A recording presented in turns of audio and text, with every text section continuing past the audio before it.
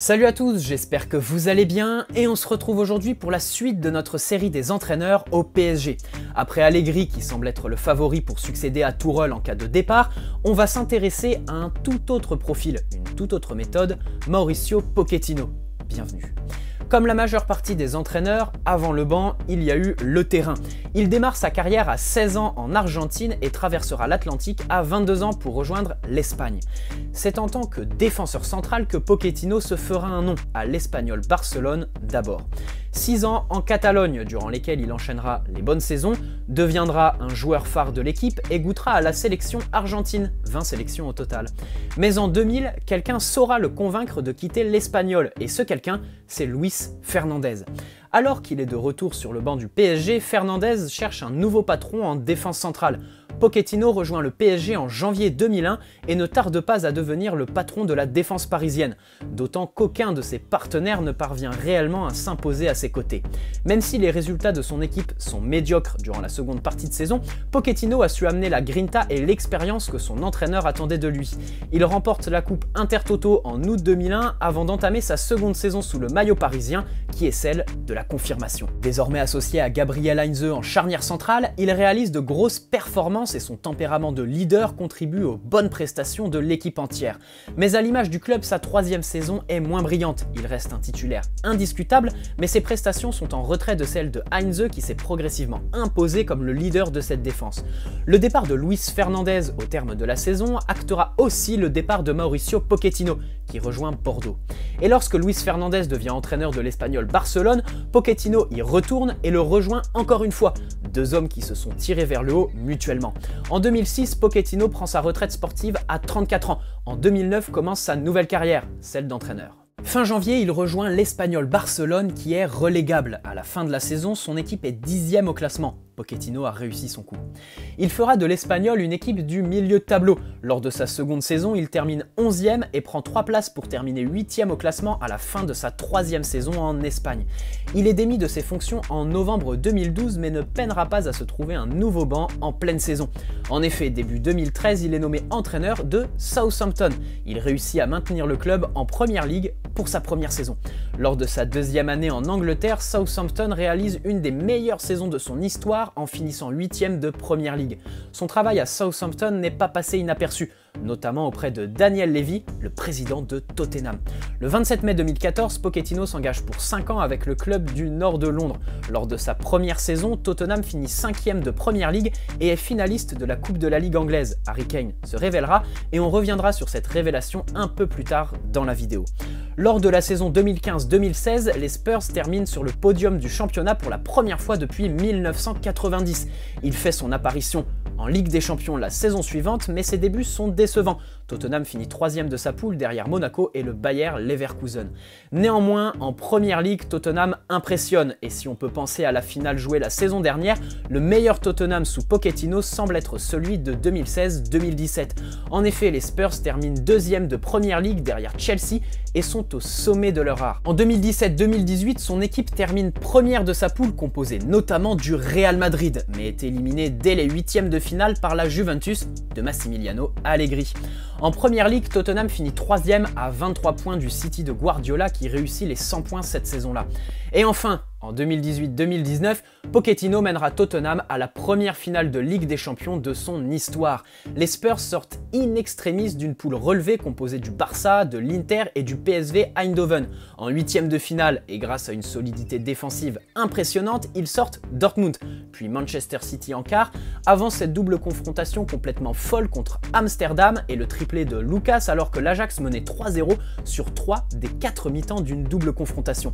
Mais ce parcours mythique en Ligue des Champions a caché une fin de saison en championnat très compliquée, avec seulement 3 victoires sur les 12 derniers matchs et une 4e place que l'on peut qualifier de miraculeuse.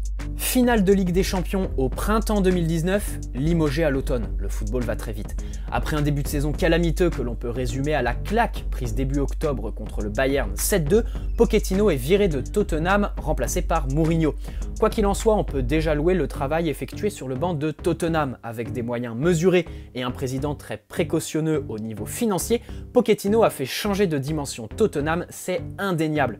Il fait partie des entraîneurs qui sont libres aujourd'hui et a toujours dit qu'entraîner Paris faisait partie de ses rêves. Voilà déjà un premier avantage qui ferait une grosse différence dans l'acceptation d'une éventuelle arrivée de Pochettino au PSG chez les supporters. Il a déjà joué pour Paris et son lien avec le club a toujours été particulier, voire affectif. Et voir un entraîneur qui a déjà joué pour notre équipe, ça fait toujours plaisir. Et puis, pour l'attirer aussi, puisqu'on peut aussi dire que Pochettino ne manquera sûrement pas de courtisans cet été. Alors maintenant, au-delà de l'aspect relationnel qu'il entretient avec Paris, faisons un point sur son profil et sa méthode. Il y a 2 jours, je vous parlais de Massimiliano Allegri, les libertés qu'il laisse à ses attaquants et son goût pour la tactique qui n'est pas très prononcé. Déjà, la base de la méthode Pochettino, c'est une rigueur extraordinaire, qu'elle soit physique, athlétique, voire même tactique. En effet, les entraînements de Pochettino sont très intenses puisqu'il base sa tactique sur l'intensité, un mot que l'on connaît bien en tant que Parisien et qui nous a fait défaut par moment cette saison. Tout à l'heure, je vous parlais d'Harry Kane qui s'est révélé durant la première saison de Pochettino à Tottenham. Eh bien, à l'arrivée de Pochettino chez les Spurs, Harry Kane était un second choix qui a fait quelques prêts à Leicester notamment. Mais surtout, Harry Kane était en surpoids, comme dirait Tourelle, il n'était pas fit. Pochettino lui explique alors point par point ce qu'il devait faire pour plus jouer. Et ici, la méthode Pochettino a fonctionné. Kane a fait preuve de courage et a fait de nombreux sacrifices pour se plier aux exigences de Pochettino, ce qui a donné le joueur qu'il est aujourd'hui. Donc avant toute chose, la méthode Pochettino, c'est une exigence athlétique très élevée. Vous le savez tous, au PSG, pas besoin de vous les citer, mais on va le faire quand même. Vous savez tous que Verratti, par exemple, au bout d'1 heure sur le terrain, il tire la langue. Idem pour Neymar, par exemple, qui ne s'est pas montré à son avantage athlétiquement à plusieurs reprises depuis son arrivée à Paris. Alors maintenant, on peut prendre ça dans les 2 sens, et je pense qu'ici, on est au point névralgique de l'analyse d'une possible arrivée de Pochettino à Paris. En effet, ce serait à double tranchant. Pochettino a métamorphosé Tottenham, mais il n'a jamais eu à gérer un vestiaire comme celui du PSG, avec des superstars confirmés. D'un côté, on peut penser que Pochettino permettrait un électrochoc que les joueurs accepteraient, c'est-à-dire se mettre à un travail acharné chaque jour. De l'autre, on peut aussi penser, et c'est tout à fait légitime, que sa méthode déplairait à des gars comme Di Maria, par exemple, qui a besoin de beaucoup de confiance. Avec Pochettino, on est plus sur le travail et l'exigence plutôt que la confiance. Et un niveau d'exigence quotidienne aussi élevé, on peut penser que ça mènerait à un gros conflit joueur-entraîneur. Mais quoi qu'il en soit, la méthode Pochettino représente bien le nouveau PSG travailleur et moins bling-bling que Leonardo met en avant. Et puis, cette méthode, elle a une finalité, mettre de l'intensité sur le terrain. En effet, l'approche tactique de Pochettino se base sur l'intensité et le mouvement. Avant toute chose, Pochettino attend de ses joueurs un pressing très réactif.